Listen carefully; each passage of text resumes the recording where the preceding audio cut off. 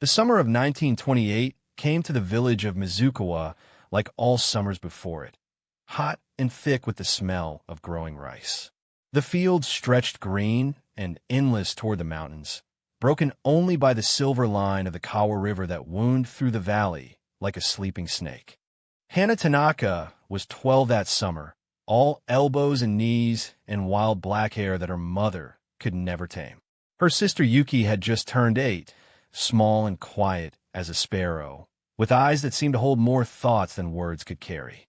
They were different as winter and spring, but bound together by something deeper than blood, the way only sisters can be, sharing secrets in the space between their heartbeats. Their mother, Sachiko, worked the rice fields from dawn until the cicadas began their evening song. Her hands were rough from the mud and water, her back bent from years of planting and harvesting. Their father had died 3 winters past, taken by the fever that swept through the valley like a hungry ghost. Now, it was just the 3 of them in the small wooden house at the edge of the village, where the sounds of neighbors faded into forest whispers. "Stay close to the house," their mother would say each morning before walking to the fields, her straw hat casting shadows across her tired face. The mountain spirits are restless this season. But 12-year-old girls do not listen to warnings about spirits, especially when the world is bright with summer and full of places to explore. Hana would take Yuki's small hand in hers and lead her toward adventure, away from the dusty house and into the green wilderness that called to them like an old song. The stream where everything changed was hidden deep in the pine forest, a place their mother had never seen. Hana had discovered it early that summer, following the sound of running water through trees so thick they blocked out the sky. The stream was narrow and clear, running over smooth stones that looked like polished glass. Fish darted between the rocks like silver needles, and dragonflies danced above the water in patterns that seemed to spell out secrets. It became their special place, where they could be wild and free, where Yuki's quiet voice grew bold and Hana's restless energy found peace. They would sit on the grassy bank and eat the rice balls their mother packed, sharing stories and dreams while the water sang its endless song. "When I grow up," Hana would say, "I'm going to see the ocean. I'm going to ride on ships and visit faraway places where people speak different words." Yuki would nod, her small face serious. "When I grow up, I want to stay here. I want to tend the rice like mother and listen to the stream every day." They were opposite dreams, but they shared them like everything else, completely and without question. August 15th was a day like any other, until it became the day that divided their lives into before and after. The heat hung heavy in the air, making the cicadas lazy and the rice fields shimmer like water. Their mother had left early to help with the harvest at the Yamada farm, promising to return with sweet bean cakes if the work went well. Hana and Yuki made their way to the stream through the forest, following paths they knew by heart. The pine needles were soft under their bare feet, and the air smelled of sap and summer earth. They carried their lunch and a worn cloth to sit on, planning to spend the whole day by the water. But something was different that morning. The stream, which always ran clear and warm, looked strange in the dappled sunlight. Patches of the water seemed cloudy, almost white, and the usual happy sound of flowing water had changed to something deeper, more urgent. "Look," Yuki whispered, pointing to the water with a small, trembling finger. Hana looked, and her heart stopped. There, across the surface of their beloved stream, lay thin sheets of ice. Not thick ice like winter brought, but delicate, crystal veils that shouldn't exist in the August heat. The ice caught the sunlight and threw it back in colors that had no names, beautiful and wrong at the same time. "It's magic," Yuki breathed, her eyes wide with wonder instead of fear. Hana felt something cold move through her chest, but she pushed the feeling away. She was 12, almost grown, and she didn't believe in magic. "It's just cold water," she said, though her voice sounded small even to herself. Sometimes streams stay cold, even when the air is hot. But she knew this was different. She knew it the way sparrows know storms are coming, deep in their hollow bones. Yuki was already moving toward the water, her small bare feet silent on the grass.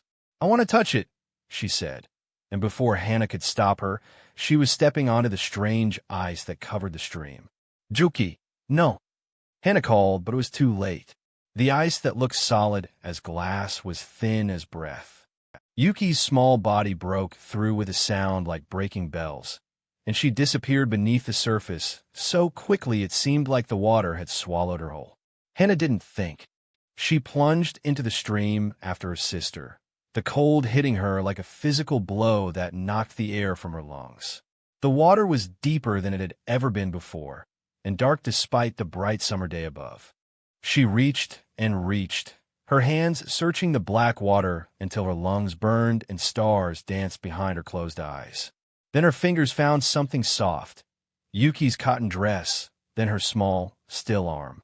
Hannah pulled with strength she didn't know she had, dragging her sister's limp body to the surface and then to the grassy bank. Yuki lay like a broken doll, her skin blue-white as morning frost, her lips the color of winter sky. Water ran from her mouth and nose, but her chest didn't rise and fall. Her eyes, always so bright and full of quiet thoughts, stared at nothing at all. Hannah pressed her ear to Yuki's chest, listening for the heartbeat that had been her sister's constant song since the day she was born. But there was only silence, deep, complete silence that seemed to swallow even the sound of stream. "Yuki," she whispered, then louder, "Yuki, please." She pressed her hands against her sister's chest the way she had seen the village doctor do when old Mr. Sato had his heart trouble. She breathed into Yuki's cold mouth, tasting stream water and something else, something that reminded her of winter nights and forgotten dreams. Nothing. Hannah sat back on her heels, her wet clothes clinging to her shaking body, and felt something break inside her chest. Not her heart, though that was breaking too, but something deeper, something that had to do with time and growing and the way children became adults by moving always forward, never back. The sun was still shining. The cicadas were still singing.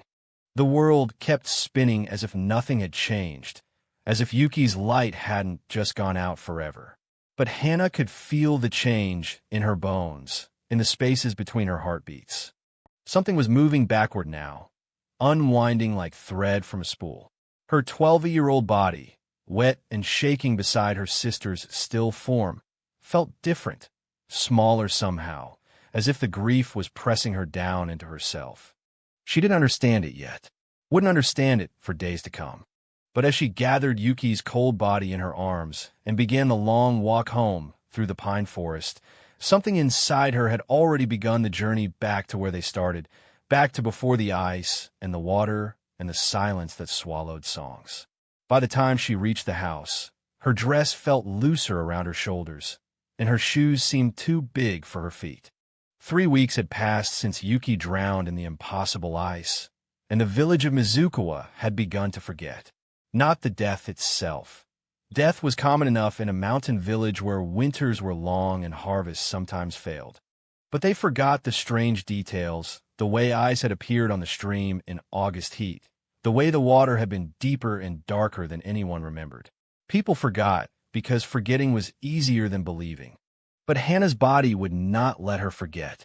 Each morning brought changes that made her mother's face grow pale and tight around the eyes. The dress that had fit perfectly 3 weeks ago now hung loose around her shoulders. Her shoes, once snug, now slipped off her feet when she walked. Most frightening of all, her teeth had begun to feel loose in her mouth, wiggling when she touched them with her tongue. Dr. Watanabe came to their small house on a gray September morning, his medical bag heavy in his weathered hands.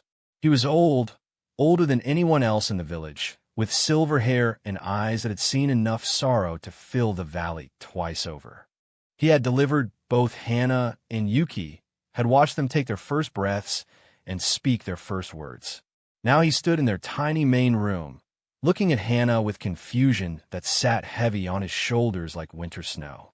"Stand against the wall, child," he said softly, his voice carrying the weight of years. Hannah pressed her back to the wooden wall where her mother had marked her height every year on her birthday. The doctor held his measuring stick against her head, then looked at the marks on the wall with eyes that refused to believe what they saw. Impossible, he whispered, then louder, Sachiko-san, when did you last measure the girl? Hana's mother twisted her hands in her apron, the same nervous gesture she had made since their father died. 3 weeks passed before. She couldn't finish the sentence. Before Yuki died. Before the world tilted and began sliding backward. The doctor measured again, then a third time. Each measurement told the same impossible story. Hana had been 5 feet tall on the day her sister drowned. Now she was 4 feet and 10 inches. 2 inches shorter than she had been at 11 years old. Open your mouth, the doctor said, his voice barely above a whisper. Hana opened wide, and the doctor's face went white as rice paper. 2 of her back teeth, the adult teeth that had grown in just the year before, were loose. Not loose like teeth that had been hurt, but loose like baby teeth that were ready to fall out and make room for something bigger. But nothing bigger was coming. Only smaller. Only backward. The doctor packed his instruments with shaking hands. I have seen many things in 50 years of medicine, he told Hana's mother. Fever that makes children see things that aren't there. Sadness that makes them stop eating until they fade away like autumn leaves. But this... He gestured helplessly at Hana, who sat small and quiet on her futon. This is beyond what my books can explain. After he left, Hana's mother lit incense at the small shrine in the corner of their room. The smoke rose thin and gray, carrying prayers to ancestors who might have answers for questions too strange for the living world. She whispered words in the old dialect, words Hana barely understood, words about protection and forgiveness and the dangerous space between life and death. The neighbors began to notice. Mrs. Kimura, who lived next door, stopped borrowing rice and sugar. The Tanaka children, who used to play with Hana in the dusty village roads, crossed to the other side when they saw her coming. Even the village dogs seemed uneasy around her, whining and backing away when she tried to pet them. She's cursed, Hana heard Mrs. Sato whisper to another woman at the village well. The mountain spirits took the little one and marked the older one. Mark my words, no good will come of it. The whispers followed Hana like shadows, growing longer and darker as September wore toward October. She found herself avoiding the mirror in her mother's room, afraid of what she might see. But she could feel the changes in ways that mirrors couldn't show. Her handwriting, once neat and careful, had begun to look like a younger child's. The kanji characters she had learned in school seemed to slip away from her mind like mist in morning sunlight. She would sit with her school books, trying to read stories that had been easy just weeks before, but the words seemed strange and difficult now. But stranger still were the memories that came to replace the ones she was losing. She remembered being 7 years old, standing on a wooden box to help her mother cook rice. She remembered the taste of her own baby teeth when they fell out, metallic and strange. She remembered being afraid of the dark and crawling into her parents' bed, small enough to fit between them without crowding. These weren't new memories. They were old ones, coming back with a clarity that made her present life feel like a dream. She remembered how big everything had seemed when she was small, how high the table was, how far the floor seemed when she looked down from a chair, how her mother's voice sounded from way up high like the voice of a gentle giant. Most disturbing of all, she was beginning to forget things about being 12. The boy at school she had liked, whose name had made her heart flutter just a month ago, now seemed like a stranger in her memory. The books she had loved to read were becoming difficult and boring. The dreams she had shared with Yuki about growing up and seeing the world felt like someone else's dreams, borrowed and uncomfortable. One evening, as the first autumn winds began to rattle the windows, Hana sat with her mother by the small fire that warmed their home. Her mother was mending clothes by lamplight, her needle moving in and out of the fabric in a rhythm as old as time itself. "Mama," Hana said, her voice smaller than it had been that morning, "am I going to disappear?" Her mother's needle stopped moving. For a long moment, the only sound was the wind outside and the soft pop of the fire eating wood. "No, little bird," her mother said finally, though her voice shook like leaves in winter wind. "You're just changing. Sometimes when we lose someone we love very much, we change in ways that don't make sense to other people. But Hannah could see the fear in her mother's eyes, fear that grew deeper each day as her daughter became smaller, younger, more like a ghost than a girl. That night, Hannah's first baby tooth fell out, one of the adult teeth that had grown in when she was 9. She held it in her palm, tiny and white as a grain of rice, and felt something cold move through her chest. It was the same feeling she had felt at the stream, the day the impossible ice appeared and took Yuki away from the world. She was moving backward through time, step by small step, and each step took her farther from the girl she had been and closer to something else entirely. Something that lived in the space between memory and forgetting, between growing up and growing down, between the world that made sense and the world where sisters drowned in summer ice. As she tucked the tooth under her pillow, she wondered if her mother would still recognize her when the journey was complete. December came to Mizukawa village with the weight of old ghosts, bringing snow that fell soft and endless from a sky the color of morning. The rice fields lay sleeping under white blankets, and the mountain stream, where everything began, had frozen solid. Ordinary ice this time, the kind that made sense in winter's grip. Hannah was 8 years old now. Not 8 years old in the way children normally were 8, with 8 years of growing and learning behind them. She was 8 in her bones and blood, 8 in the way she had to stand on her toes to reach things that had been easy to touch just months before. 8 in the way her clothes hung loose no matter how many times her mother took them in with trembling fingers. But most frightening of all, she was 8 in her mind. The girl who had once dreamed of sailing to distant lands and seeing the great ocean could no longer remember why such things had seemed important. The books she had loved at 12 now felt too heavy in her small hands, full of words that seemed to swim away from her eyes like frightened fish. Her mother, Sachiko, had aged a lifetime in the months since Yuki's death. Her black hair had turned silver white, as if winter lived inside her now. Lines had carved themselves deep around her eyes, and her back bent more each day under the weight of caring for a daughter who grew younger while the world grew older. She rarely spoke anymore, moving through their small house like a quiet shadow. She cooked and cleaned and mended clothes, but her eyes held a distance that seemed to stretch beyond the mountains. Sometimes Hannah would catch her mother staring at her with a look of such profound loss that it made the child's heart ache in ways she couldn't understand. The other children in the village had begun to notice Hannah differently.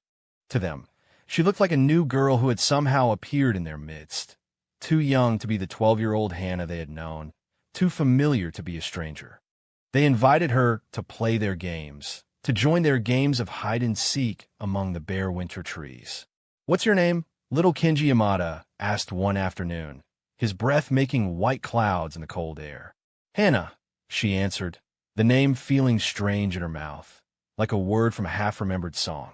"Are you new here? I don't remember you from before." Hannah looked at Kenji's round, honest face and felt something twist inside her chest.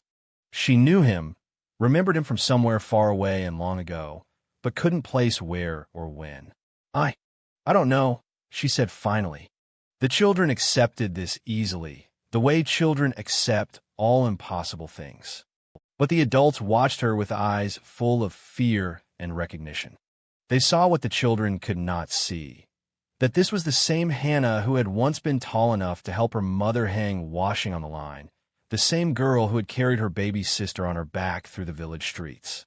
They saw, and they crossed themselves and whispered prayers to keep the strangeness away from their own children. Mrs. Kimura stopped her at the village well one gray morning, her weathered hands gripping Hannah's small shoulders with fingers that felt like winter branches. "Child," she said, her voice low and urgent, "do you remember who you were before?" Hannah looked up into the old woman's face, trying to catch hold of memories that slipped away like snowflakes on warm skin. There was something there, some shadow of a taller girl, a different life. But when she reached for it, it crumbled into pieces too small to hold. "I remember being bigger," Hannah said slowly. "I remember his sister, but I can't see her face anymore." Mrs. Kimura's grip tightened, and her eyes filled with tears. Poor child. The spirits have stolen your time and given you only the cruel gift of forgetting. But forgetting, Hannah was learning, was both cruel and kind. Each day that passed took away more of the pain that had lived in her 12-year-old heart. She could no longer remember the weight of guilt that had pressed down on her chest, could barely recall the terrible moment when she had pulled her sister's still body from the impossible water. What remained were gentler memories, the taste of sweet rice cakes, the feeling of her mother's hand stroking her hair, the warmth of being small and safe and loved. These memories grew stronger as the harder ones faded, like flowers blooming in reverse, blooming backward into innocence. One snowy afternoon, when the cold had driven everyone indoors and the village lay quiet as a held breath, Hannah found herself walking toward the old schoolhouse. It stood empty now. The village was too small to need a school during the harsh winter months, and the children learned their letters at home by the fire.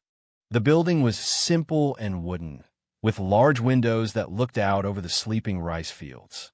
Hannah pushed open the heavy door and stepped inside, her small feet echoing in the empty space. Dust motes danced in the pale winter light that filtered through the windows, moving like tiny spirits in the cold air.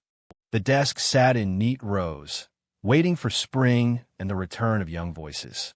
Each desk was scarred with the marks that children make, initials carved with careful fingers, small hearts, names that meant everything to the ones who wrote them. Hannah walked slowly down the center aisle, her breath making white puffs in the cold air. Something was pulling her forward, some memory that lived deeper than the forgetting, older than the changes that had remade her body and mind. Near the back of the room, she found what she was looking for without knowing she had been looking for it. The desk was too big for her now. She had to climb up onto the wooden seat like a much younger child, and even then, the writing surface came up to her chest instead of her waist. But carved into the worn wood, cut deep enough to survive years of use and cleaning, were two names side by side: Hannah Tanaka. Yuki Tanaka. She traced the letters with one small finger, feeling the grooves that had been carved with love and permanence. The writing was careful and proud, the work of an older child who had wanted the world to know that these two names belonged together, that they were sisters, that they were forever. Seeing Yuki's name carved in the old wood was like finding a door to a room she had forgotten existed. For just a moment, memories rushed back with startling clarity. A small girl with bright eyes and a quiet smile, a voice that asked questions about everything, hands that were always sticky with something sweet or muddy from play. Her sister. Her little sister who had trusted her completely, who had followed her to the stream that terrible day in August, who had stepped onto the impossible ice because she believed her big sister would keep her safe. Hannah pressed her face against the cold desktop and cried with the pure, overwhelming grief of an 8-year-old who has lost something precious but can't quite remember what it was. The tears came hot and fast, melting small circles in the dust that covered the old wood. When the crying finally stopped, she felt emptied out and strangely peaceful. The memory of Yuki was fading again, becoming soft and distant like a half-remembered dream. But the love remained, and the sense of loss, and the knowledge that someone very important was missing from the world. She climbed down from the too big desk and walked back toward the door, her small footsteps echoing in the empty room. Outside, the snow was falling harder now, covering the village in white silence. As she stepped out into the winter afternoon, Hannah couldn't shake the feeling that she was leaving something important behind in the schoolhouse, something that had once defined who she was but no longer fit the child she was becoming. The winter of 1929 was the coldest anyone in Mizukawa village could remember. Snow fell for weeks without stopping, piling against houses until some of the older buildings groaned under the weight. The mountain stream froze so deep that even the strongest men couldn't break through the ice with their heaviest tools. But Sachiko Tanaka barely noticed the cold anymore. She had become something beyond cold, beyond heat, beyond the simple concerns of weather and seasons. Her hair was white as the snow that covered the valley, and her back was bent like an old tree that has weathered too many storms. At 35, she looked ancient. At 35, she felt ancient. The child she carried in her arms was 2 years old now, with round cheeks and bright black eyes that still held flickers of someone older, someone who had once been 12 and full of dreams about distant oceans. But those flickers were growing dimmer each day, fading like stars at dawn. The toddler's name was still Hannah, though she could barely say it now. Her small mouth formed simple words, mama, milk, cold, the vocabulary of a child who was learning the world for the second time. She had forgotten how to read, forgotten how to write her name, forgotten almost everything about the girl she had once been. But Sachiko remembered. Sachiko remembered everything, and the weight of those memories was slowly crushing her like stones in a sack she could never set down. She remembered Hannah at 5, helping to plant rice with fingers barely big enough to hold the green shoots. She remembered Hannah at 8, reading stories to baby Yuki by the light of an oil lamp. She remembered Hannah at 12, tall and wild, and full of questions about the world beyond their small village. And she remembered Yuki. Sweet, quiet Yuki who had loved small things, flower petals and smooth stones, and the way morning light caught dewdrops on spider webs. Yuki who had followed her older sister everywhere, who had trusted Hannah to keep her safe from all the dangers the world might hold. Now Sachiko was alone with a daughter who grew smaller each day, and the silence in their house had become so heavy she could barely breathe. On a gray February morning, when the snow had finally stopped falling and the world lay buried in white silence, something called Sachiko to rise from her bed. She couldn't say what it was, not a voice, not a dream, but something deeper, something that pulled at her heart like thread being drawn from a spindle. She dressed little Hannah in the warmest clothes she had, wrapping her in layers of wool and cotton until she looked like a small, dark bundle. The child didn't protest. She rarely protested anything anymore, accepting the world with the easy trust of someone very young. "Where are we going, Mama?" Hannah asked in her small, sweet voice. Sachiko looked down at her daughter's round face, at eyes that held no memory of streams or sisters or the terrible day when everything changed. "To say goodbye," she said softly. They walked through the village in the early morning light, their feet crunching through snow that came up to little Hannah's knees. Sachiko had to carry her daughter part of the way, feeling how light she had become, how fragile, like a bird made of hollow bones and wishes. The path to the mountain stream was barely visible under the snow, but Sachiko's feet remembered the way. She had walked this path in dreams for months, drawn again and again to the place where her world had broken apart like ice in spring. The forest was silent except for the sound of their breathing and the soft whisper of snow falling from heavy pine branches. Everything was white and clean and peaceful, as if the world had been remade while they slept. When they reached the stream, Sachiko stopped and caught her breath. The water was still there, flowing dark and steady beneath a skin of ice. But something was different. The stream looked smaller than she remembered, narrower, more ordinary. Just a little mountain creek that ran between stones, carrying snowmelt down to the valley below. There was no sign of the impossible ice that had appeared that August day. No hint of the strange depth that had swallowed Yuki whole. It was just a stream the way streams had always been. Sachiko set Hannah down on a flat stone beside the water, and the little girl immediately began playing with the snow, making small piles with her mittened hands. She showed no recognition of this place, no memory of what had happened here. To her, it was just another pretty spot in the forest, just another day of being carried by her mother to somewhere new. "This is where your sister went to sleep," Sachiko said quietly, not sure if she was speaking to Hannah or to the stream itself or to the spirits that live in the spaces between snowflakes. Hannah looked up from her snow piles, her small face serious. "Sister." "Yes, little bird. You had a sister named Yuki. She was smaller than you, and she loved to laugh, and she followed you everywhere you went." Hannah considered this, the way very young children consider all the strange things adults tell them. "Where is she now?" Sachiko looked at the dark water running beneath its coat of ice, and felt something break loose in her chest, something that had been frozen there since that terrible August day. "She's in the water," Sachiko said. "She's part of the stream now, part of the snow and the ice and all the water that flows down to the sea. She's everywhere water goes." As she spoke these words, Sachiko realized they were true in ways she hadn't understood before. Yuki wasn't gone, not really. She had become something larger than herself, something that touched every corner of the world. Every raindrop that fell, every snowflake that danced in winter wind, every tear that rolled down a mother's cheek, all of it carried a piece of Yuki's gentle spirit. Little Hannah nodded solemnly, as if this made perfect sense to her. "Can I talk to her?" "You can try." Hannah leaned toward the stream, her small hands pressed against the icy stone. "Hello, sister," she said in her sweet, high voice. "Mama says you live in the water now."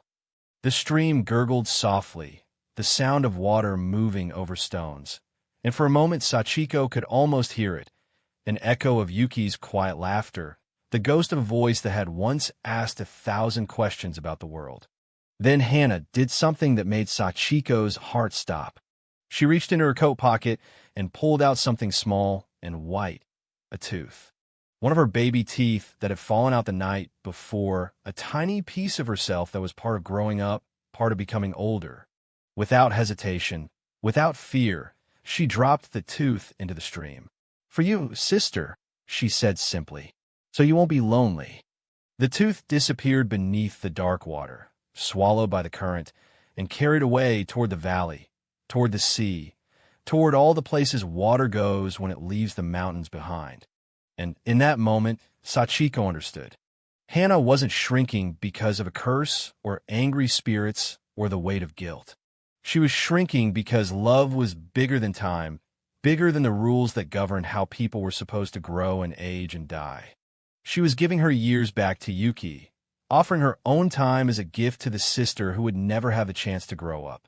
It was the purest love Sachiko had ever seen, love that was willing to sacrifice everything, even existence itself, for someone else's sake.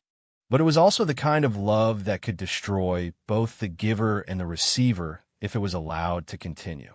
Sachiko knelt beside her daughter on the snowy stone, taking the small, mittened hands in her own weathered ones. "Hannah," she said gently, "Yuki doesn't need your years. She doesn't need you to grow small to make her feel better. What she needs is for you to grow up big and strong and happy, the way she would have if she had stayed with us."